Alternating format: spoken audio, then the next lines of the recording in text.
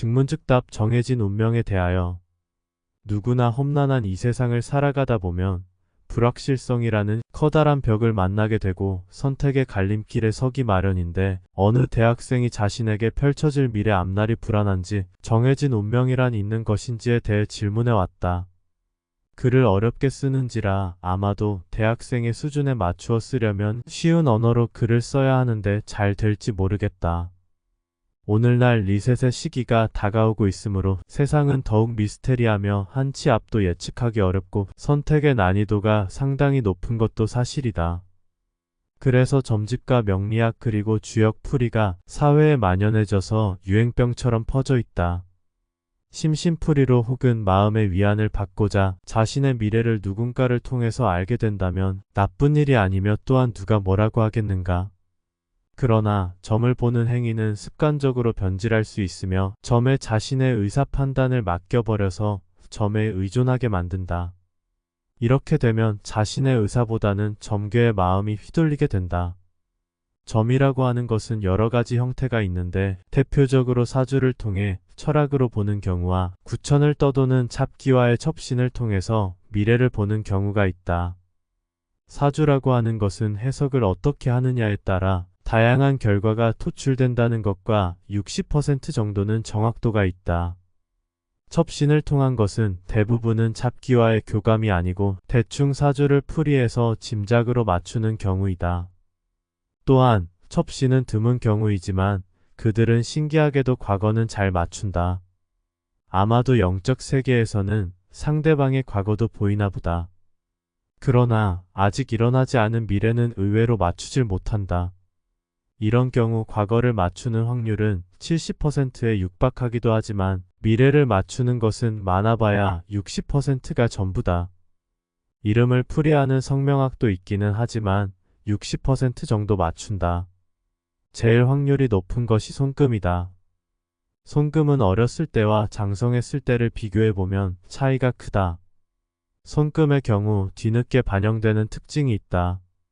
즉, 손금은 자신의 삶을 반영한다고 볼 수 있다.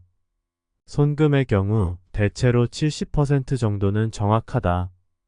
돈 들여가며 사주와 점을 치러 다닐 것이 아니라 인터넷 등을 통하여 손금 보는 법을 참고하여 스스로가 자신의 미래를 내다보고 예측하는 것이 가장 가성비가 좋다.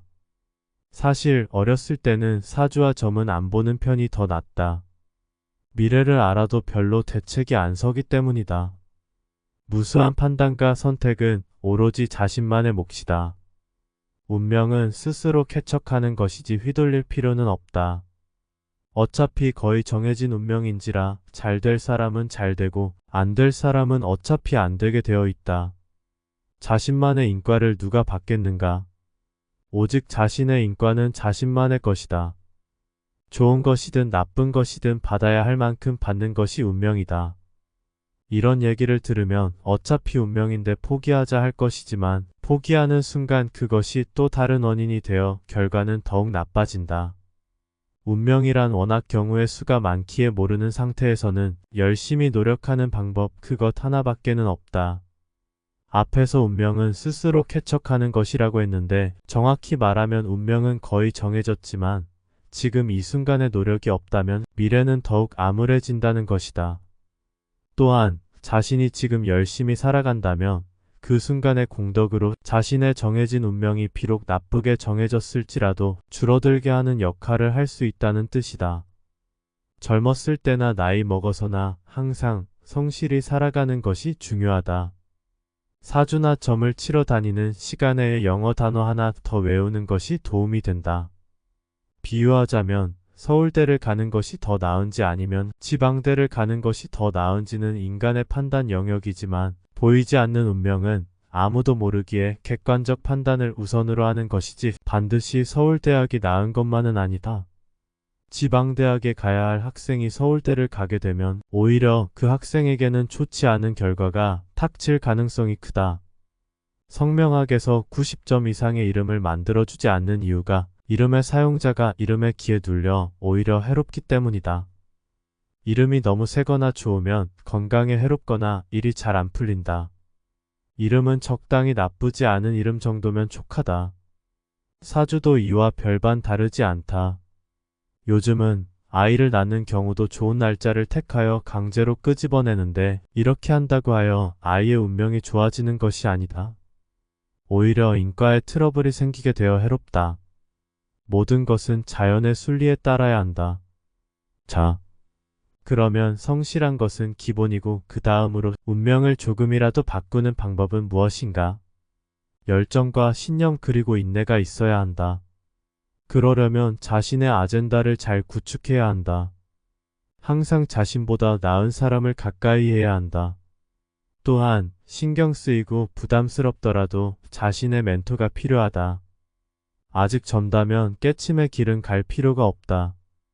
마음껏 즐기고 해보고 싶은 것도 해보며 모든 상황 하나하나를 깊이 들여다보고 원인과 결과가 어떻게 작용하는지를 절실히 느끼면 그것으로 충분하다.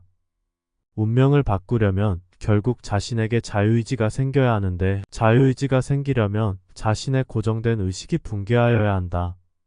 아직 젊다면 이런 말을 참고하여 나중에 중년이 되면 명상이든 참선이든지 가나선이든 도전해서 영적 세계를 알게 되면 자연히 자유의지가 생기게 되어 있다.